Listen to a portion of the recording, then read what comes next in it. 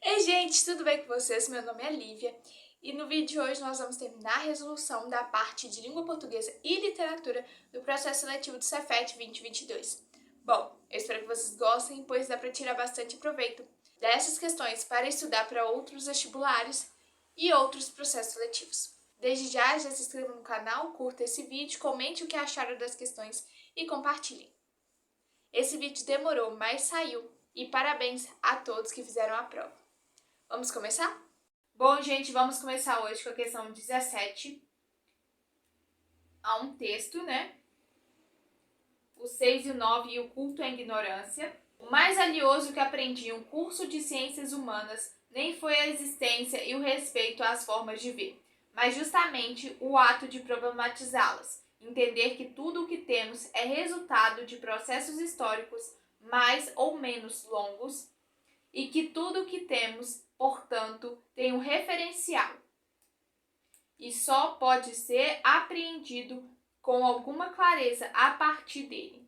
Assim, o 6 e o 9, ou 9, não está ali entre os dois sujeitos aleatoriamente. Há um referencial para ele. Se, por exemplo, se tratar de um estacionamento numerado, na vaga anterior estará escrito um 5 ou um 8, e na vaga posterior um 7 ou um 10. Somente com base nos referenciais em que circulam as coisas do mundo é que podemos fugir do simplismo de considerar tudo como uma questão de opinião. Há de se dizer de onde vem, com quais outras coisas se trata, relação, com quais oposições foi contrastado. Quem acha não sabe. O conhecimento das coisas se dá pelo adensamento do olhar, pelo conflito das visões, pela listagem dos elementos relacionados e não pelo culto ao perspectivismo raso. É preciso reafirmar que a pluralidade de ideias, o pluralismo como um todo, deve ser sempre festejado. O que não pode é cair na ignorância por esporte, pretensão sem saber, de saber sem referencial. No texto, o uso da exemplificação como estratégia argumentativa atendeu ao propósito de uso da exemplificação. Primeiro, precisamos encontrar onde há esse uso dessa exemplificação. E está aqui, ó. Se, por exemplo, se trata de um estacionamento numerado, na vaga anterior estará escrito um 5 ou um 9, na posterior um 7 ou um 10.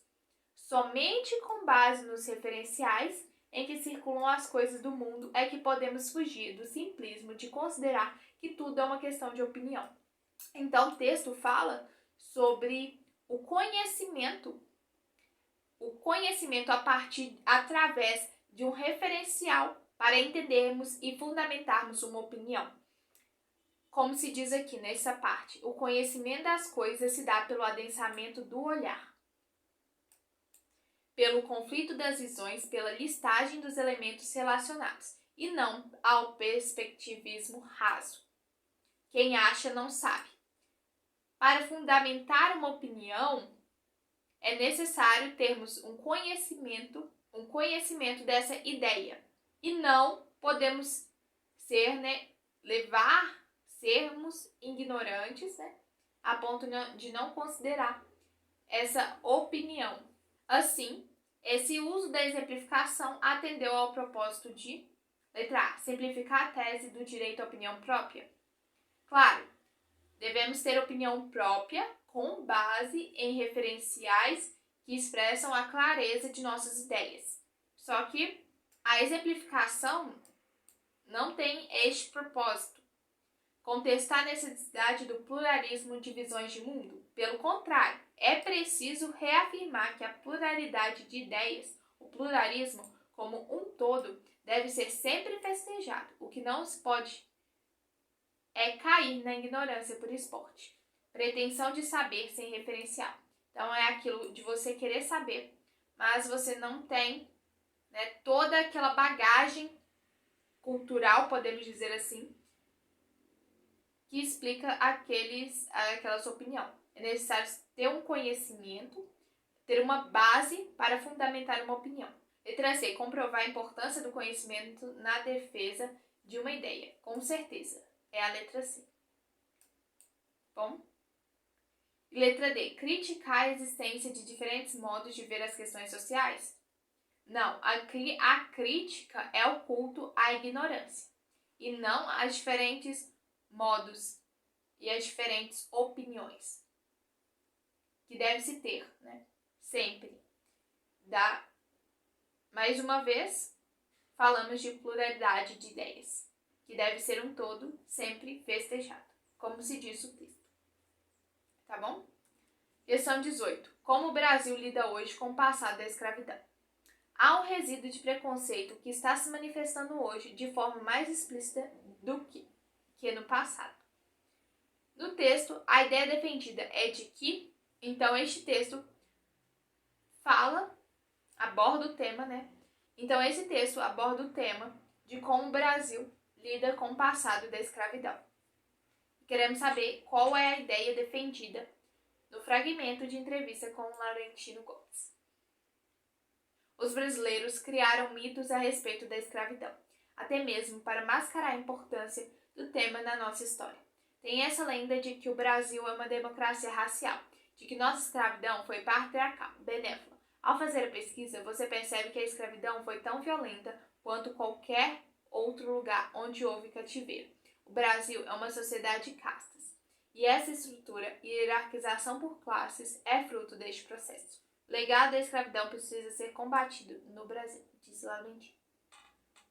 Vamos analisar a alternativa por alternativa. Letra A. O preconceito racial é recente na sociedade brasileira? Pelo contrário, ele já vem de várias décadas, como o próprio texto diz no seguinte fragmento. Há um resíduo de preconceito que está se manifestando hoje de forma mais explícita do que no passado. Então já vem de várias décadas. Letra B. A sociedade brasileira renega seu passado escravista?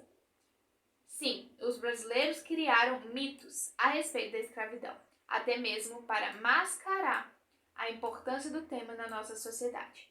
Então há diversos mitos que renegam seu passado escravista na sociedade brasileira. Então a alternativa correta é a letra B. Mas vamos continuar com as outras duas alternativas.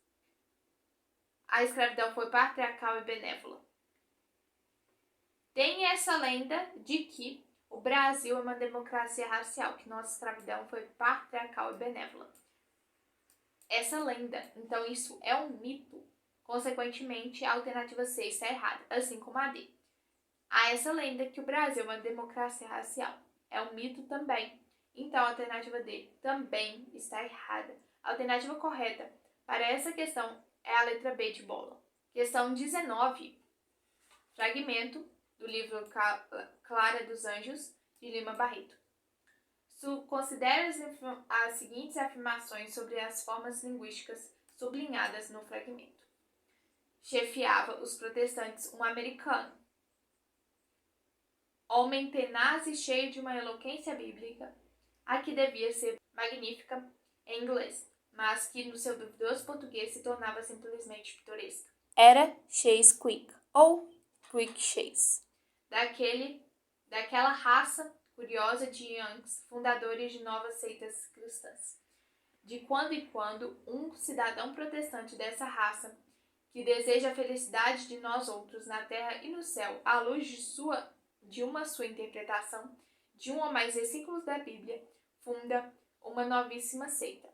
Põe-se a propagá-la e logo encontra dedicados adeptos, os quais não sabem muito bem por que foram para tal novíssima religiãozinha, e qual a diferença que há entre esta e a de que vieram. Vamos analisar as alternativas e identificar apenas aquelas que estão corretas. Afirmativa 1. O adjetivo pitoresca designa o modo gramaticalmente correto, embora carregado de sotaque, do uso da língua portuguesa feito pelo americano. Mas, em seu duvidoso português, se tornava simplesmente pitoresca, ao invés de magnífica, em inglês. Quando diz, que este adjetivo estava carregado de sotaque, simplesmente pelo português, seu duvidoso português, se tornava simplesmente pitoresca, porque não sabia, como falar provavelmente magnífica no português. Então, essa alternativa aqui está errada. Segunda alternativa. Afirmativa, quer dizer. O uso do pronome possessivo sua em uma sua interpretação revela o sentido atribuído aos versículos bíblicos, referia-se aos interesses desses americano que fundou uma nova seita cristã. Aqui, ó. De quando em quando, o cidadão protestante dessa raça, que deseja a felicidade de nós outros na terra e no céu, à luz de uma sua interpretação, quer dizer, sua aqui, ó. A alternativa 2 se refere a este pronome sua, pronome possessivo sua, interpretação de um ou mais versículos da Bíblia, funda uma novíssima seita, põe-se a propagá-la e logo encontra dedicados adeptos. Então, o que o texto fala? Que o chefe dessa seita cristã era um americano e, por ser um fundador, ele vai ter alguns interesses na forma de interpretar a Bíblia. Então, esse sentido atribuído aos versículos bíblicos, de acordo com essa interpretação, ela é de acordo com os interesses do americano que fundou essa nova religião. Por quê?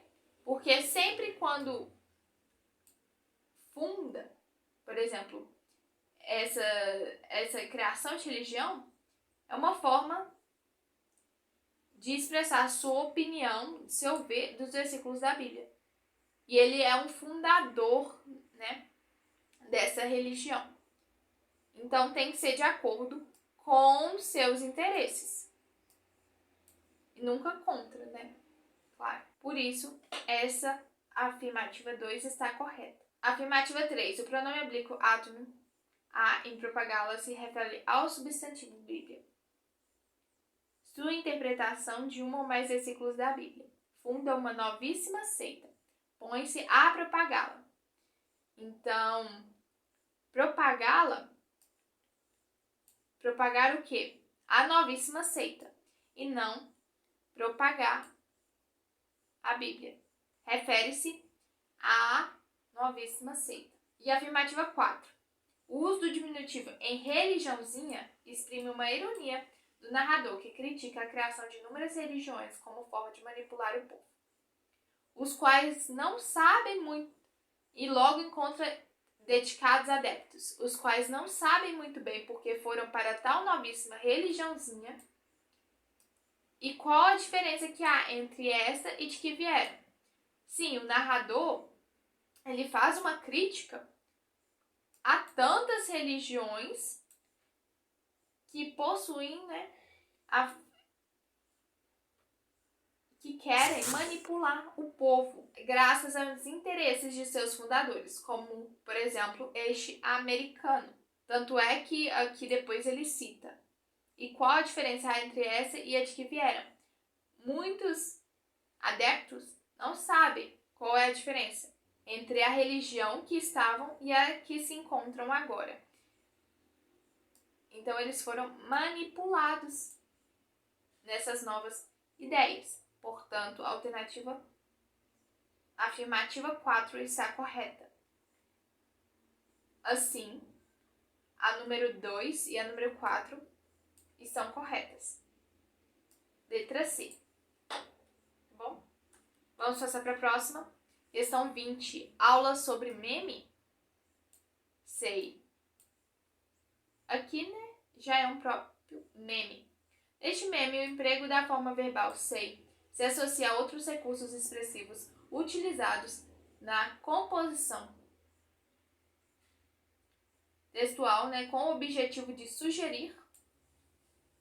Aula sobre meme? Sei. Há uma desconfiança. É uma aula sobre meme? Sei. Letra D. Esse sei é uma desconfiança. E tanto é que ele é utilizado muito no dia a dia.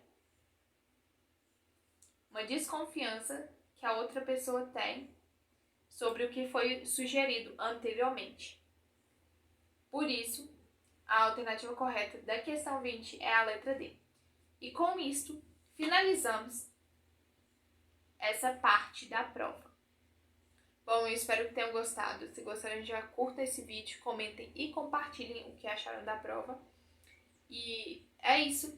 Até mais. Tchau!